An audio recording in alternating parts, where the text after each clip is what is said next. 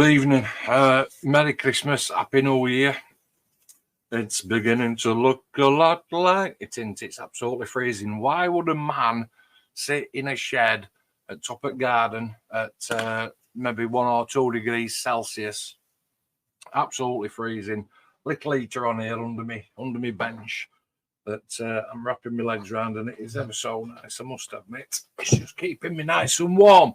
So, hope everybody is well. I did promise a post-build review on the bus. Let me just see if I can show you that with a quick camera change. It's just down here. Look on my left-hand side, looking the part. Okay, swap back to my normal camera. I've got the book in front of me. There are a couple of pages missing, you can see. Because I actually, once I've gone past a couple of pages and I know that I don't need them pages anymore, I'll literally rip them to bits and use them for masking off when I'm doing a bit of painting. I'm dying to put my hood up, but I'm not going to. Okay. I've made a ton of notes. I've got the book in front of me. You've looked at the kit. You've picked the kit up in various shops. You've come across it on eBay. One thing or another, you've thought, have I to answer to?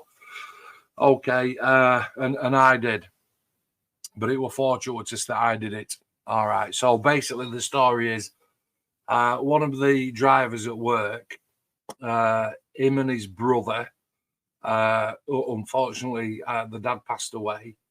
The guy who I work with obviously know I builds models because it's all I talk about 24/7.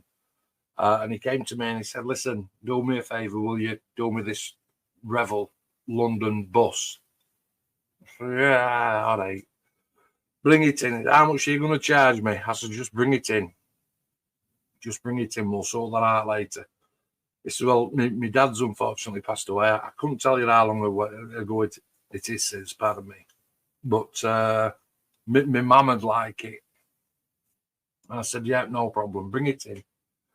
So he brought it in, and this is where, mucky glasses, this is where my handwritten notes in the book are going to come into play. I'm just going to put that to one side because the last thing I want to do is knock it off.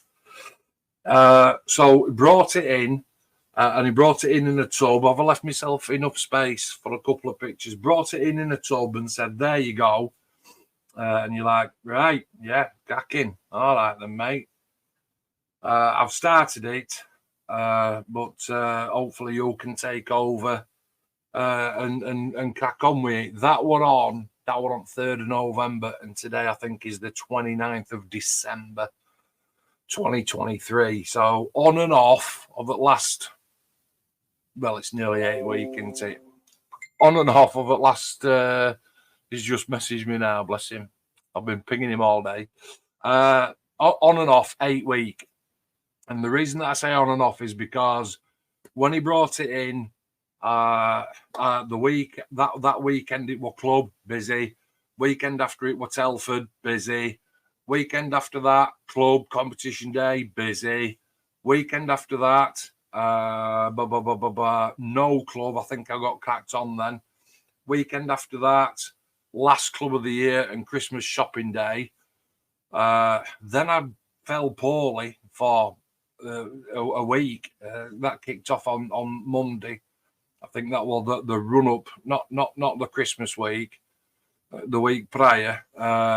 This bug flu thing that's going around, whether it's COVID or just man flu, but it absolutely sidled me to the point that I had a half day holiday. I went to Pinderfields Hospital to do the Kits for Kids donation there.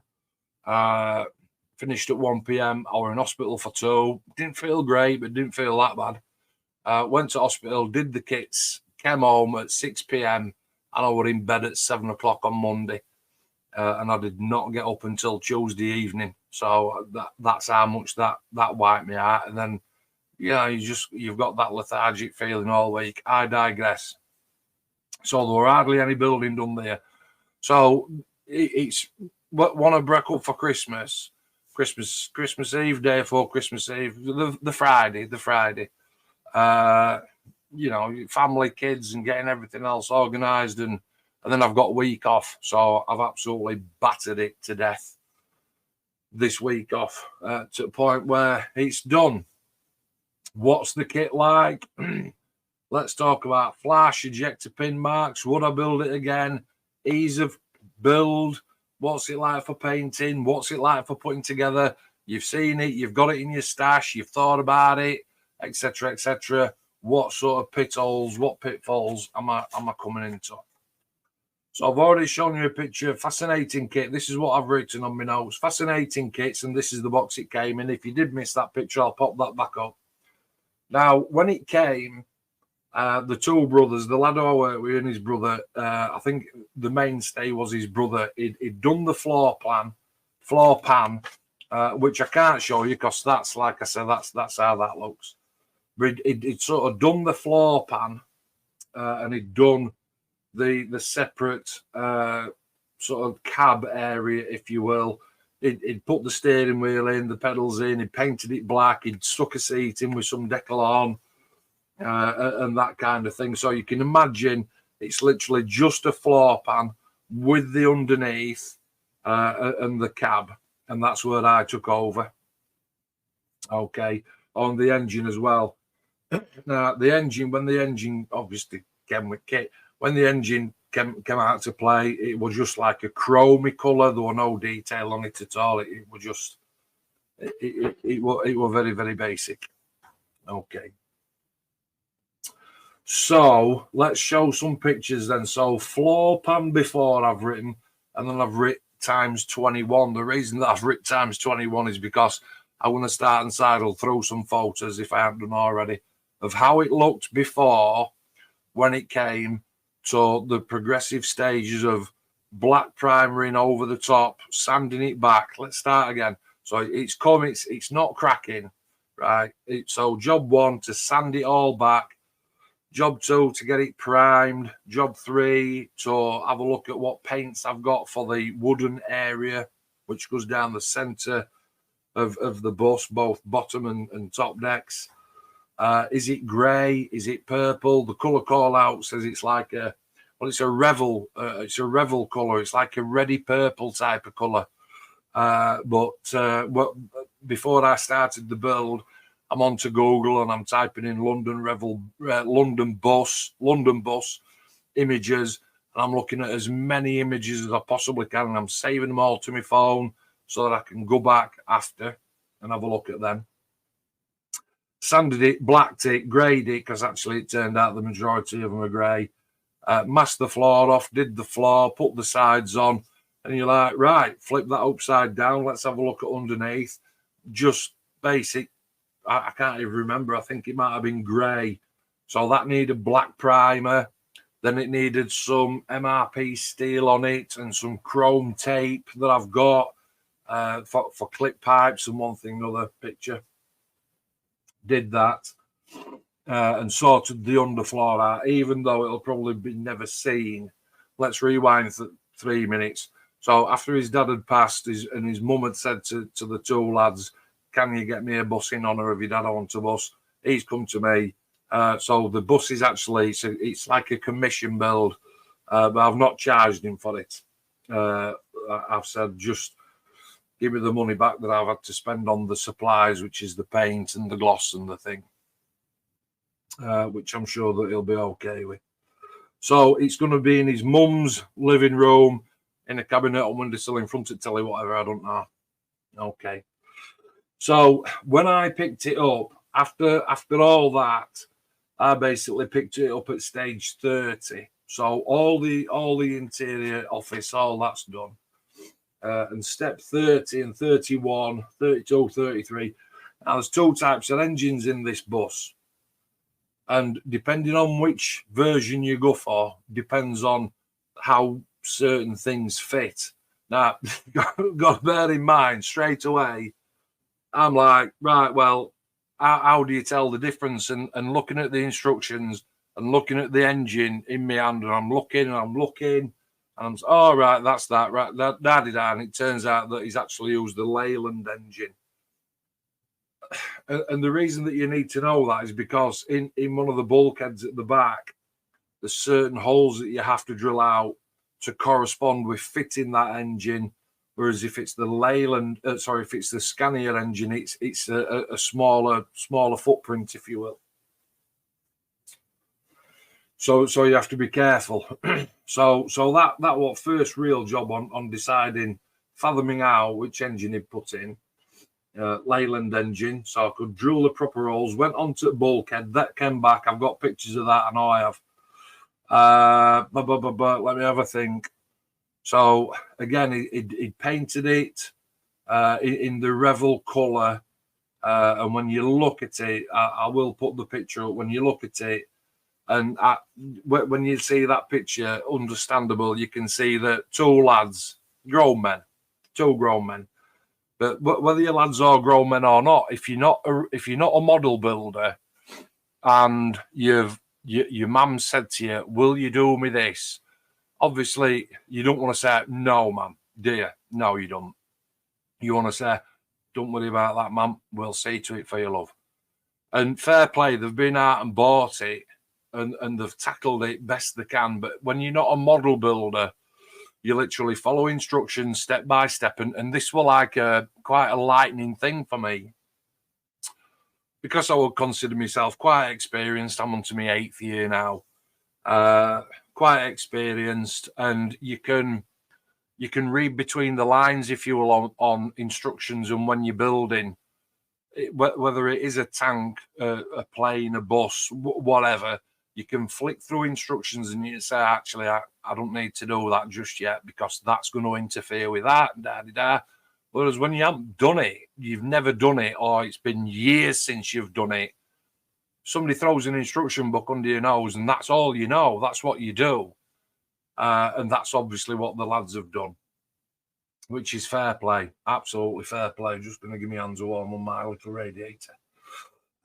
So like I said, picked it up on stage 30 rear bulkhead, had to sand that back down to bare plastic best I could, get that black primer on it again, and see to that. I have actually changed my primer while I've been on this particular build. I've used all sorts of primers, and Aid will know about this one. I've used MRP, Vallejo back in the day, Tamiya, all sorts. But me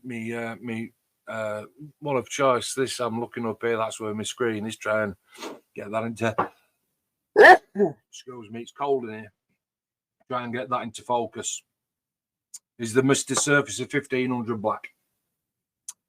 Everybody that's watching this that says, yeah, standard thing, that, Mark. Well, you know, if you don't use it, you don't know. And this is the first time that I've used it. The certain things that you start using material-wise, paints and certain glues and primers and one thing and another, and you get to an evolutionary stage where you go, that's pinnacle, I'll never go back. And that's the primer for me. I'll never ever use anything else again.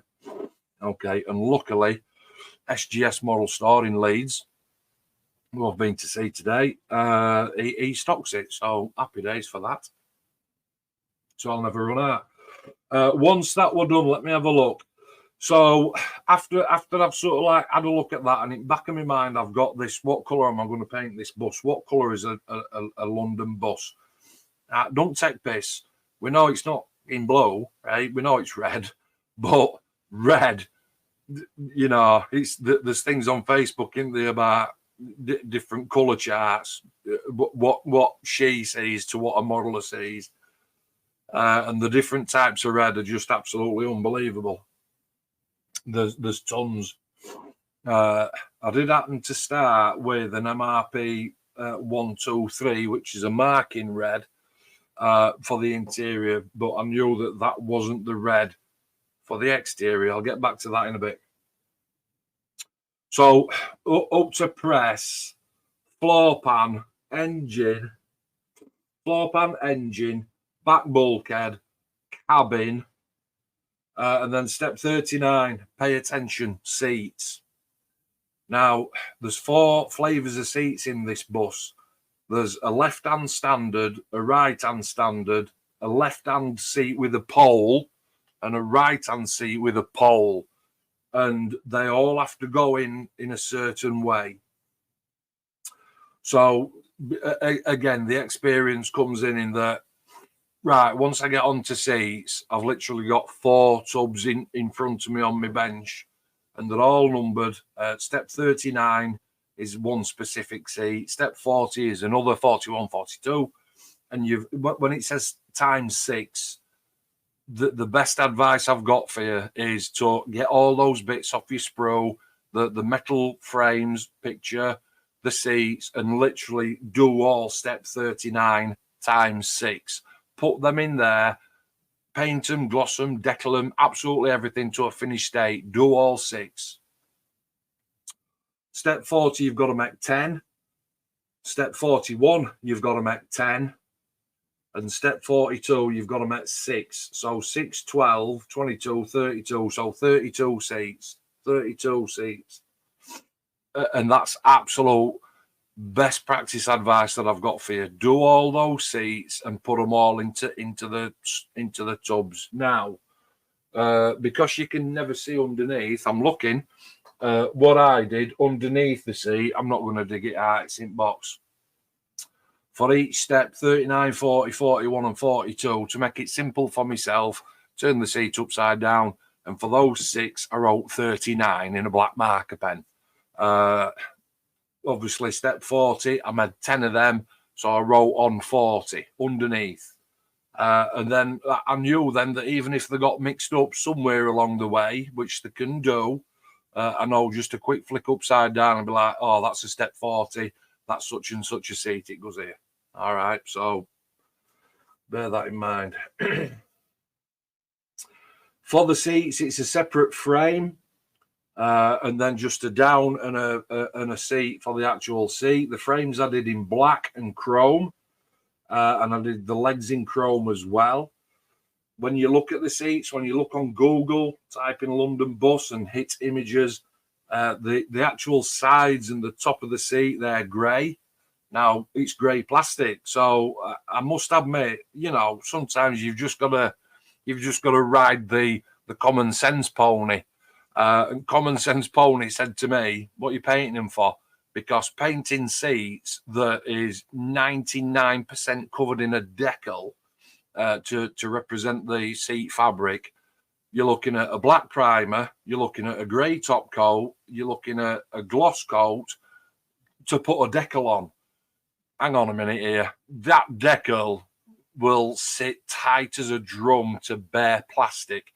Get it a wipe over, get them all a wipe over, and literally stuck the decal to the bare plastic. Okay. It's not cheating, it's using your common. All right. 2 seats and the bulkhead. Seats and bulkhead. 2 pictures. Once you've done the seats, you're onto the little sub-assemblies. And I know this is where the problems were going to start. You're onto the little sub-assemblies of all that back end, which is the staircase. And sort of that's where the attention is on this kit. That's where the focus is. Okay. So cracked on with them. But in between, doing a couple of seats, doing a bit of something else. Because I'll tell you what, 32 seats, Jesus fucking Christ. It absolutely fries your brain, and you don't have to torture yourself. You don't have to torture yourself. Do a couple, and then move on to something else, so that your brain ain't fried. Okay, right. Best advice. Step 46: putting the sides on the lower pan. And dropping your seats in. And again, best practice for that is actually to start with the rear seat and work your way to the front. Absolute best practice, that one. That was a no-brainer. And step 47, that's doing the other side. Step 48, we're on to the back end of the bus. Now, if you've ever built a kit that's like a tube within a tube, a frame within a frame, and the one that I've been telling everybody about, Mark Lid knows, the Revell A400M, the big aircraft with the massive propellers on the front. That is a tube and then there's an outer skin around it. Same with the Hercules as well, if you've ever done one of them. And the people that have built those kits, and me included, what you'll find is if that inner tube isn't absolutely cock on, when you come to put the outer skin on it, if that's not right, that's not going to be right. That's never going to be right. Okay. So you've got to make sure that inner working is absolutely cock on. And I know as soon as I got to stage 48, and I will take some pictures, I thought this is going to absolutely test me to the limit. Sanding sticks at the ready and super glue as well. 49, I did the roof pan. Did the roof on the lower deck. Because it's really funny. On the bus, there's obviously the floor with the seats. And then there's a roof that goes over the top of that. And then as a separate unit, then the upper deck actually has got a floor, and that sits on top of the roof of the lower pan. I know it's hard to explain, but that was that. So I thought, do you know what? I'm gonna get both the ceiling. I'm gonna get both ceilings out of the way, primed in black. And then painted with an MRP 004, which is a white. But I did add a tiny little bit of yellow and brown into that to make almost like a really light beige, because I didn't want it stark white. Because I know that those ceilings in those buses aren't stark white. Step 50, I didn't really bother with that many photos, but I have written down fitting the stairs 5/6. That means how many pictures I've taken. And when you get round to step 55, that's where your staircase is. Now, so 10 minutes ago, I say you have to sort of like dodge the instructions. On this particular part, you can't. You've absolutely got to follow it to a T. So when you've got it in your stash, like I said, and in 6 months' time, you think, oh, do you know what? I fancy that Revell London bus. Yeah, who's done that video? Mark's done it. Let me just have a look. So when you get to step 55, well, 50 really, when you get to step 50, you've got to absolutely do it all in sequence. Because if you don't, I've no chance. Step 58, putting your first ceiling on and the cab roof, that one no drama. But again, everything's sub-assembled. You have to, it's internal, obviously. You can't stick an airbrush through a window. You've got to paint everything before you start the construction. Step 59 is that's upper deck floor. Turn my page over. Upper deck floor. And then step 60, it does say, well, I've written rinse and repeat off the lower deck, which is exactly what you've got to do. It's black primer, grey, red on your sides, if that's your colour of choice. Put some little dots of mascol into the holes where the seats sit so they don't get clogged with paint, as we know that paint and glue does not love each other at all. And then it tells you to put your seats in. And step 61, I will take a picture of this and show it on my screen. It does actually tell you to lower, to put on the upper deck onto the lower deck. No, you can't do that. And I'll tell you for why.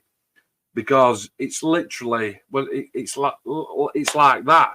There's no locating points anywhere on that top deck for it to go. That's where it goes. It can't go forwards and backwards. It can't come lateral. That's it. Well, there ain't none. It sits on, and there's a 1.5 millimeter gap at back and a 1.5 millimeter gap at front. But when you look at it and you think, right, if I even those gaps out, remember what I said about inner tube and outer skin. If I don't get this perfectly lined up, when I come to put the front on, when I come to put the back on, how much space do I know how to leave at each side? Or is this going to create a gap?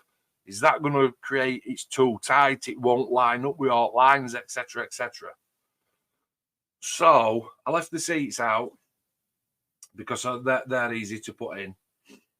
and I put the top on, and again, I'm sure I've got some pictures somewhere, and that's when then you're starting to look and you think this is now a thinking man's game, because it almost, you get sucked into this kit at this stage, which is 61. This kit can trip me up now. If I follow instruction now we're deviating back off instruction. If I follow instruction now, in 2 or 3 stages time, I'm going to be ripping my hair out saying, what the do you know what I mean?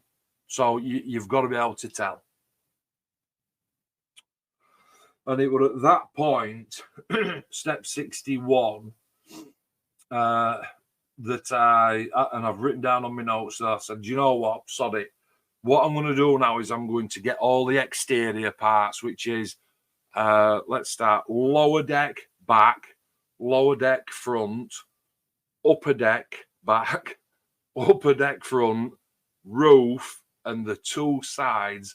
I'm going to get them all black based, black, Mr. Surfacer.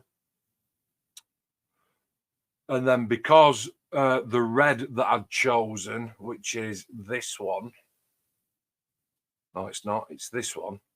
It's this one. That's the red that I chose. Where's my camera? MRP 010, which is a race red. Got that from Jolly Boy at Bolton. It were on offer, thank God. It were at that stage where I thought, do you know what? I've watched, I think that there's a couple of guys on YouTube that's built it. One's doing it now, and one's done it as a full sort of 40-minute video. And when I first watched that 40-minute video, and I'm sort of, you know, watching it on, telling you, I hate that, yeah, not bad. But actually, I've watched it again after I've built mine, and I've watched that one and I thought, do you know what? There's a lot of mistakes in that. There's a lot of tweaking errors that he could have done, whereas I've taken 8 weeks to do this chuffing thing. I'm not saying that he's rushed it, and I'm certainly not discrediting the bloke, because it is not the most simplest kit to build. But there's certain things that I noticed what he's done, and I thought, oh, I didn't do it that way. Actually, I did this first. And one of those decisions was to paint and gloss all those exterior panels and then put it together as a jigsaw, which is the right thing to do. But red won't sit on top of black. So after black primer, it was an AK Extreme Metal Chrome, each individual piece. Then after that, the red sits on top of that, lovely, absolutely spot on. Okay, so that's what I did. Didn't put no glass work in. I just concentrated on dry fitting sub-assemblies, The staircase in itself creates a whole world of problems that you can literally bang your head at. Dry fit that staircase, the side panels, the back panels, a dozen or so more times. Dry fitting, spinning it, looking. That's not right. I mean, how can I need to shave a bit off this? But if I shave some off that, that's not going to meet. That's not going to be able to sit on top of there. That corresponds with that. If I cut a little bit off this, that's going to throw that out of whack. And I am not kidding. I was sat literally every night in here for a week going, I can't do that. Because if I do this, whatever action you have at that stage has repercussions down the line. Okay. But in the meantime, while I'm scratching my head about all that, I've got all these panels and I've done them black, chrome and red. And I normally airbrush my gloss on, but for this particular one, I didn't. Now, I'm going to be very careful. I'm not careful. This time I went with a Mr. Hobby, Mr. Super Clear Gloss, which is that one. It's probably going to be back to front. Oh, no, it's right way. I went with a rattle can. A rattle can of gloss. Yeah, a rattle can of gloss. Put my kettle on.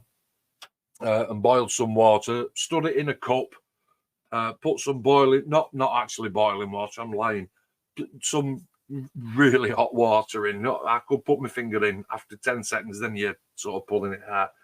and then shake it. You're literally shaking rattle cans, as you know, for 5 minutes. And the thing with rattle cans is, when you think that you've shaken it for 5 minutes and you think that's enough, do it for another 5. All right, because you've got to mix that aerosol with the propellant, with the aerosol inside. You've got to mix them up. Luckily, I must have done it enough. Nice long sweeping passes. Not going to make the sound because I know Dave rips the piss out of me when I do that. Long sweeping passes across it all. Let it dry. And again, I'm sat in my shed, so it's not the warmest of places, although it's warm under my bench now. Let it dry. And when I say let it dry, I'm talking about majority of my work, it's done on a night time because I'm at work through the day. So I got all the pieces out, crocodile clips and bits of spoons with blue tack on to put on inside, sprayed it, picking it any day, any random day, Monday, sprayed it Monday evening. And even though I haven't been at work, been on holiday, just completely left it alone all day Tuesday. And didn't actually come and pick it up until Wednesday. You've got to let it cure, and we are the worst people in the world for having no patience at all, because you look at something and in your mind that's dry, and 9 times out of 10 it's not, or you're hoping it is, but you know where I'm going. And you're like, that's got to be dry. That's got to be dry. And we all know that the only test to do is that. Once, all right, go on, I'll hold my hand up once. But I didn't do it. I didn't use my big thumb. I was smacking middle at roof. I just did it on the back panel. Press my thumb on. Literally 1, 2, 3. Take that off, and I thought that's got to be solid enough. That there's no thumbprint. No, there's a thumbprint on it. God above. And so then I'm out with Tamiya finish polishing compounds and but little circles, polishing it to fucking death. Okay. Then I did. So once all them had been done, and the bonnet did look really, really nice. So the paint job, let me just go back to my notes. During all that, in that time, while I was waiting for that gloss to cure, I came and tackled the wheels, the rubber wheels, the hubs. The lads had started. The 2 rear wheel sets. They're a double axle type of thing, and unfortunately the lads had put the wheels the wrong way around with Revell contactor as well. So that's like, trying to get that off. I did. And then I had to dissect everything and actually build that back up, build the wheels back up to get them right. Let's just have a look here. Step 76, 77. It is telling you to put your glass in. Definitely not. The glass is the absolute last thing that you need to do. Let's just go back a little bit. Step 68, 69. It's all about the exterior shell parts. And again, it does tell you to put your glass in. I didn't. It tells you to put decals on. I didn't. It's black, chrome, and I've loads of pictures of the chrome parts. Let me just get rid of that. I've loads of pictures of the chrome parts where I was waiting for the MRP 010 to come. Loads of pictures of that. I must have just been bored taking pictures of chrome parts. Let's have a look. So how does it go together? Well, up to press, the staircase is a little bit of an head scratcher because it's a curve. Obviously, it sits all right at the bottom. Glasses off. It sits all right at the bottom, and as it curves up, there's a back panel on this side, and if you don't line that up correctly, then the outer panel doesn't sit right. Pardon me, it doesn't sit right, which means that the back top of the bus won't clip on properly, which means the roof won't go on properly, which has a knock-on effect at the front, etc., etc. Can you see what I mean? If you don't get that one bit right, it literally has repercussions across the entire model. All right, be told. So you've got to be really, really careful with that. The way that I got round it then, so remember I said I've got the lower and I've got the upper deck with the sides on built, and you just sit it on. And my train of thought was actually if I just put the sides on and I put the front bulkhead on, then I know when I drop that upper floor pan on, it's got to marry up to that bulkhead. So that's what I did, and that's what I would recommend to do. Okay. 76, 7, 8, and 9 is all windows. Definitely not. So windows. How many windows did I count? 35, I think. I think there's 35 windows. That's 35 windows on my bench on a lint-free cloth with cotton buds and some Tamiya finishing compound. Not the coarse, not the fine, just the finishing. Squeeze a bit on, cotton bud, and just literally start. It's like buffing shoes when you're in services. Little circles, and you're just going and you're going and you're going, and then you change your cotton bud and you're going and you're going. And what you're listening for is you'll be doing it for so long, and then all of a sudden you'll hear this. One for you there, Dave. And you know you've absolutely polished it to death. Then it's another lint-free cloth and rubbing it in your fingers and putting that on another lint-free cloth to one side. All in order, all marked up. But polished, absolutely polished. Some of the windows on this bus, and I will be putting some finished pictures on, some of the windows on this bus, not bragging, they are so clear. You can't even tell that there's a window in there. Madness.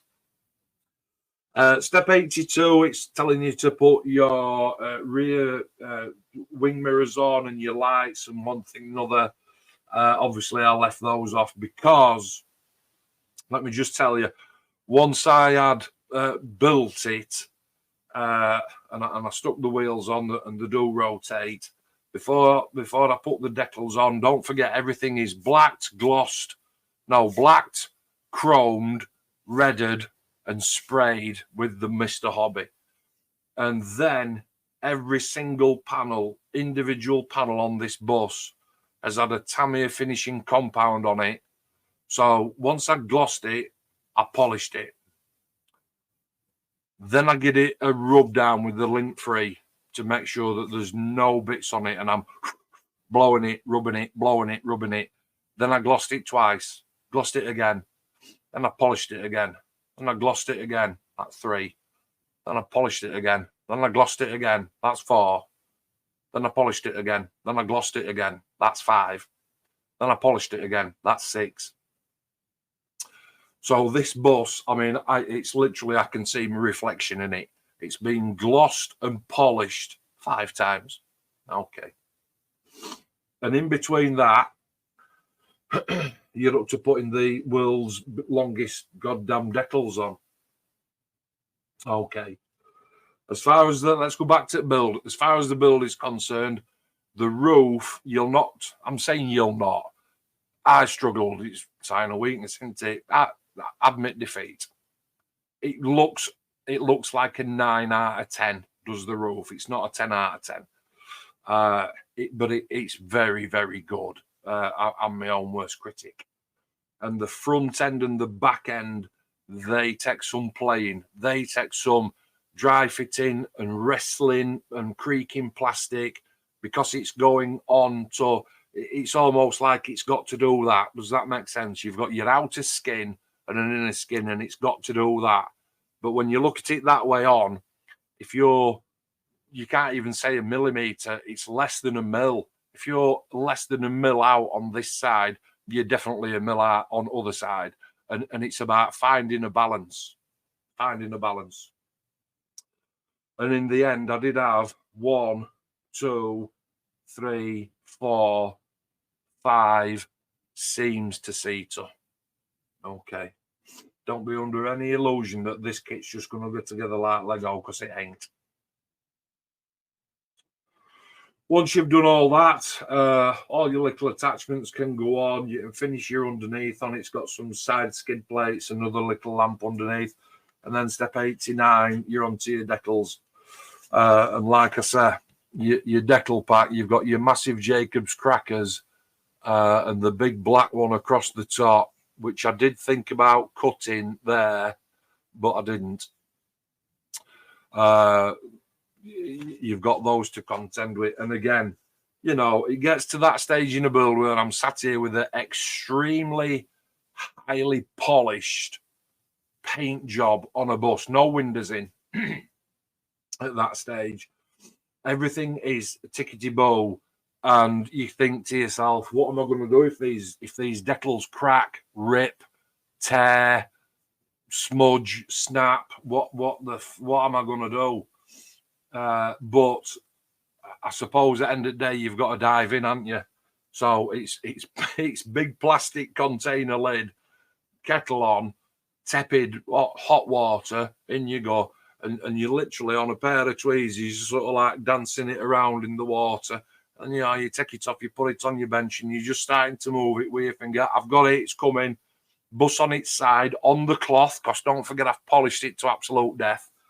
So bus is on its side, and then you sort of like feed it off down one end, and you sort of like put it there, and you line it up, and you think, right, so then you're pulling your blue backing paper off and hoping that you've put enough microsets, the blue one, down, or water, or whatever, that you can sort of like manipulate this decal. And then you're out in force then with cotton buds rolling away, trying to squeeze it all out, open and praying that it don't crack, and it didn't. It didn't. The Jacobs cream cracker one, it's absolutely bang on. However, let me turn her around. Travel the world, visit the British Museum. Now, it didn't rip, it didn't, but it did crack. It did crack. Now, luckily, Tamiya XF85, which is rubber black, when I looked at the rips on that decal, and I thought, I can't just paint it black where it's ripped, because it literally, you know, the old jeans that you had with a hole in at the knee, there were holes in it, like jagged edged holes. And I thought, if I put a black on that, it's going to be too stark a contrast. What have I got? XF85, little bit on my brush, painted it on, and actually it's an absolute 100% colour match. Couldn't believe it. So you can't even see the rips, which is great. Back out with the lint-free again. Once all the decals are on, and again, solid set, you know how it works. Get everything down. Leave it for a day. Let them absolutely bed down. Chem it next day, and it's all crinkling up because it's such a large decal. They're both large decals. It's crinkling up. That microsol is doing its job. And again, it's out with big paintbrush and lathering it on. I want that decal to literally suck the life out of that paint job. And that's what it's done. Left it for a day, like I say. Another rattle can of gloss over the top of that. Still no windows in, don't forget. Left that for a day. Back into it. Finishing compound again on top of that gloss to gloss it, to polish it all up again. I'm seriously, I'm like that. It's that shiny. They want that shiny in real life. Sound like David Brent. Well, mine is. You know, so that's that. Once you've done that, polished it to an inch in its life, decals are on. The grab handles at the back of the back are on. The indicator lights, the bulbs at the back. You've got your headlights in. You've got your number plates on front and back and everything, and it's all sorted. It's glossed and polished. Then it's onto windows.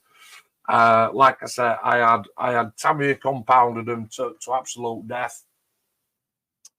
For the difference in where the windows go, I'd actually painted by hand this time. Once I'd done it all red, there's a recess where the windows sit, and I painted those black to replicate the black rubber seal where the windows are.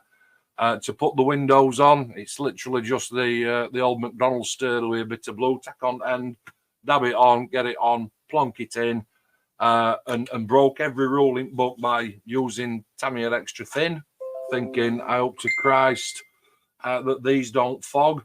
But because it's such an open space, there's no sort of like risk, if you will, of containing that vapor that comes off the paint, off the glue, to fog. So they've all gone in with Tamiya extra thin, all of them, absolutely spot on. The only thing that were missing out of that tub, can you remember that tub I showed you 40 minutes since? Was one window. So I have had to do an alternative, which actually hasn't turned out too bad. The windows are obviously oblong, and one of the windows that is missing is a vertical window. So I've had the masking tape out, I've etched my line on it, and I've used one of the spare, because you do get 3 or 4 spare windows in the kit. I don't know why. I've used one of the spare windows to fill that gap, and it's worked out a treat, which were all okay. Revell 1 in 24 London bus. Flashing ejector pins, there's a few, but no to be concerned about for a newbie. Even a new fella, lady, modeler would, God, you've got to be so politically correct. Even a new modeler would be able to recognise that ejector pin marks need filling in, and knobs need sanding off. As far as the kit's concerned, ease of putting it together, no, definitely not.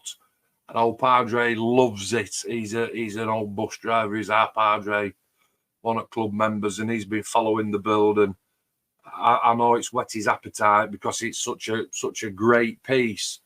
But honestly, and Padre's been building for chuffing donkey's years. But I know if he came to me tomorrow and said, I think I'm going to order it, Mark, I'd say, have a minute here, mate. It does not go together like Lego. 8 weeks it's taken me on and off. Glass is clean, decals are on, all right. Filler cap and handles and wheels and everything, and it does look, it really does look the part, really does. Question is would I build it again? And I said to Radders last night, I would actually, because I've learned stuff from doing this one that I would potentially do slightly different on the next one, only ever so slightly. I'm not saying I'm going to go out tomorrow and race to buy it again, because I'm not. But it's definitely not for the novice builder. So if you're a novice builder watching this and you think, I fancy a bit of that, just be careful. I'm not your dad. I'm not going to say don't do it. I'm just going to say, if you want to do it, you know, you've got to know what you're doing. You've got to know what you're doing. Ease of fit is only a 6 or 7 out of 10, because you've literally got to wrestle the tube within a tube, the outer shell onto the inner shell. But I've enjoyed it. I have enjoyed it. I think the first thing that I wrote down on my piece of paper when I was making notes this afternoon, yeah, fascinating kit is what I wrote, because Tornadoes, Phantoms, A10 Spitfires, Hurricanes, everything else, yeah, you know, you crack on with them. And even James said to me, not bad for an aircraft builder. So for me to be able to turn out a piece of work like this, I've left myself enough space up here to get some pictures on. Pat myself on back for that one. It hasn't turned out too bad at all. Not too bad at all.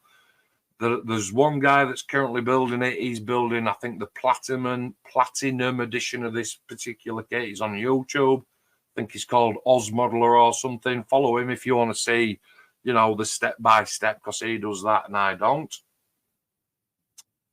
And I'm sure that he will also talk about the pitfalls. Even though I think he's only up to stage 3 or 4, I am actually watching him to see if he does what I've done and if I've done anything different. Okay. The kit is going to its new owner on Tuesday when we are back at work. He's going to give it to his mum, and I'm hoping that she's going to put it in a cabinet away from dust for the rest of her days and enjoy the piece, the sentimental piece that I'm hoping it's going to bring to her for a late husband. That's why I've done it. Okay, that's why I've done it. Revell 1 in 24 London bus. Done. What's next? I'm spoiled for choice. I'm absolutely spoiled for choice. Tram 1 in 32 Intrude. I'm looking up here because that's where they are.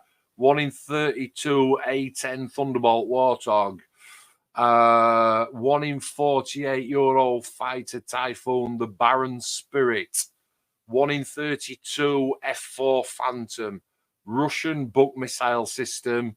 A fork truck, attack and fork truck that we all know and Dale knows as well. It's the Zundap.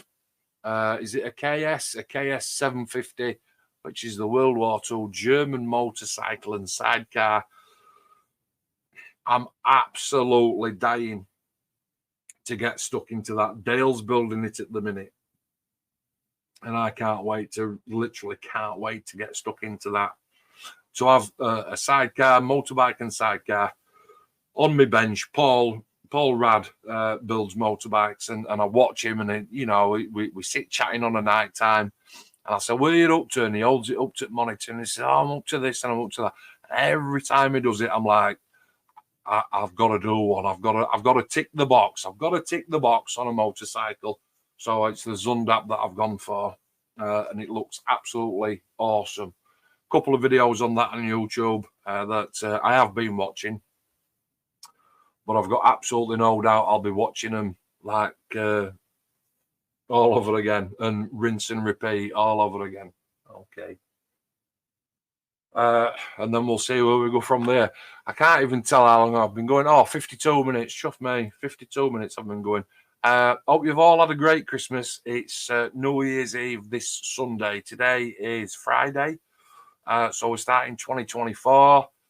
Loads and loads happening down at Club, which kicks off a week on Saturday the 6th. Hoping to get a great audience in there. It's a year for day trips, Telford, new merch, polos, hoodies, zuddies, savings clubs, great deals and offers from Sean at SGS, who I've been to see today, like I say, etc., etc. So going to be a very, very busy year down at Sesco and Hemsworth Community Scale Model Club. And I think that'll just about do wherever you are in the world. Sorry for taking all this time up. Do enjoy yourselves over at New Year. Be safe, be sensible. And thanks for watching. Okay. Cheers. Catch you later.